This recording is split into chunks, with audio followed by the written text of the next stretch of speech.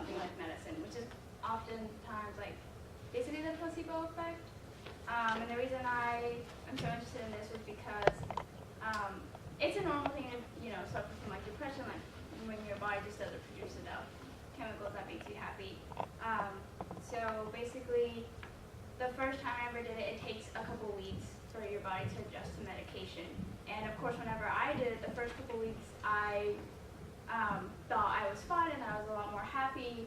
But really, I went to my doctor. She was like, "So how do you feel?" And I told her how I felt so much better and how I thought the medication was working great. And she's like, that can't be, And I was on such a small dose, like it still had to take more time for me to get used to it.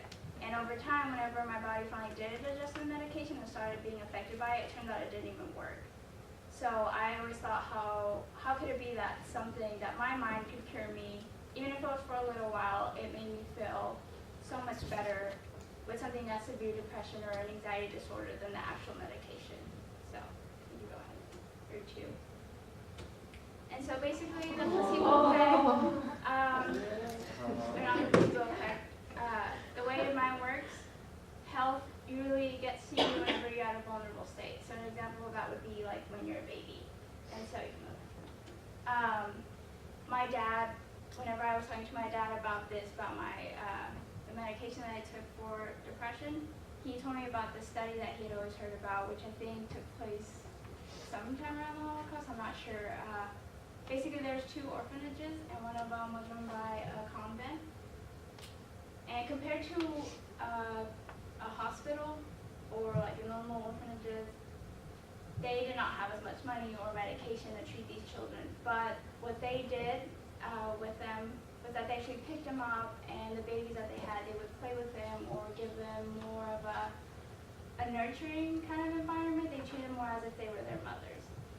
And then there was another orphanage, and it was under the care of nurses. And the nurses, compared to the nuns, they did not pick up the babies. They hardly ever touched them. They just gave them like their food, their like normal essentials. And after the study was done, it should have been that the one under the nurses' care, most of the kids should have survived. But in reality, most of the kids died, and the ones that were in care of the nuns, they all lived. So even though like the one under the nurses' care had the medication and had like the supplies they needed to genuinely be more healthy, it ended up not working. So something like love is something that puts you in a positive environment and can be just as effective. And so this is a picture of your brain when it's depressed and not depressed. Whenever you're not depressed, more parts of your brain are actually functioning and they're more efficient. And so, and there was a study done by the Huffington Post that they posted. So you're on a trail, and all of a sudden you come across a tiger, and your instinct is to turn around and run. And when you turn and run, you don't see anything around you. You don't really think of other options that you have. Your mind is totally focused on getting away from that. Something you don't think about when you're running from like a tiger is you could go and climb a tree or hide in a bush or find a huge stick and fight back. But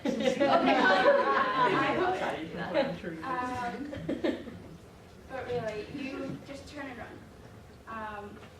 And what that does is like your body, your mind is totally rejecting all of the possibilities for you to be in a safer place. You can go to the next one. And so in relation to your health, let's say you're dealing with cancer or another disease.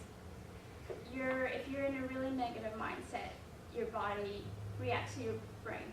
Like whenever you run from a tiger, your body automatically physically starts to run because you're in a bad mindset. So when it comes to diseases, if you're in a bad mindset, your body's probably not going to be as accepting of medication and things like that to help you get better. It's going to be very narrow. And so you can go to the next one. Whenever you're angry, you can even feel it. You get knots in your stomach and you become so focused, especially girls, when you get angry, like you focus on it so much you cannot see anything else. Even if it's so little, it's kind of like the domino effect. One bad thing happens in the morning, the whole day just goes to waste. Until you can go to the next one. And when you have anxiety, there's been times where I have so much anxiety that I physically throw up because I cannot it's just being in such a bad environment can have more of an effect on your health than we actually think it can. So you can go to the next one.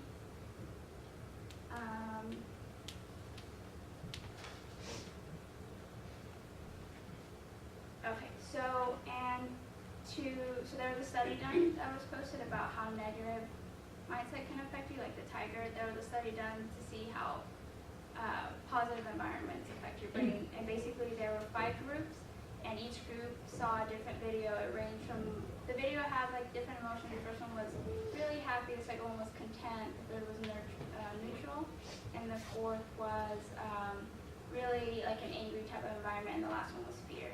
And so after each group watched their separate videos, they were given a piece of paper, and they had to answer the question, I would like to do today, and write down everything they would probably want to do. And obviously the people who watched the happier video, they had much more answers than the people who watched the fearful video, or the one that was filled with anger. And it was significantly higher. Even the ones that were content that watched that video, they did not have as many answers.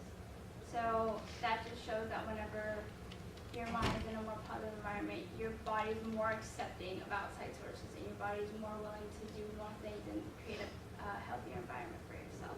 And so you can go to the next one. And so a way that this can be fixed is kind of like hospitals, even the dorms. Studies show that the lights actually cause you depression, and a lot of people don't know that. And so for like children's hospitals,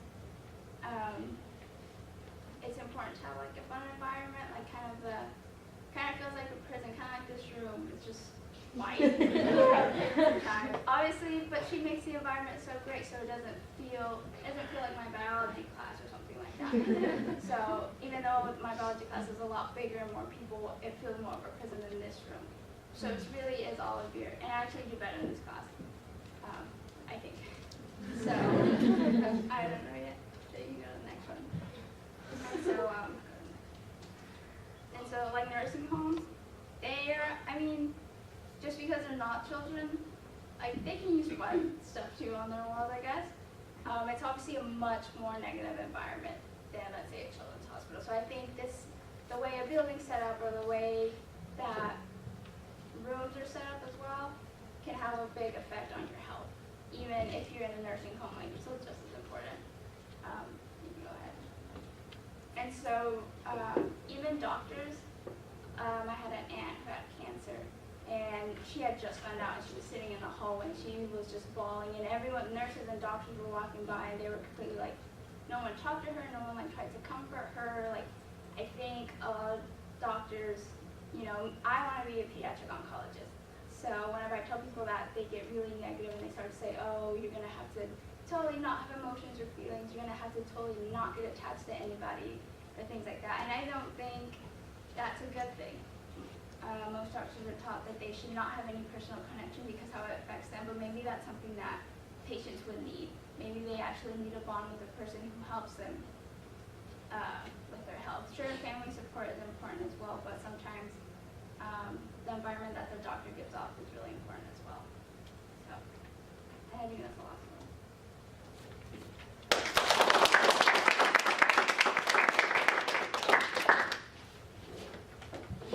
What are some things you can do, like when you're stressed or anxious, that can help you like put yourself in a better mindset? Like in general, when Yeah. like you're actually. Like in general. Well, I know. I think definitely being involved in different stuff.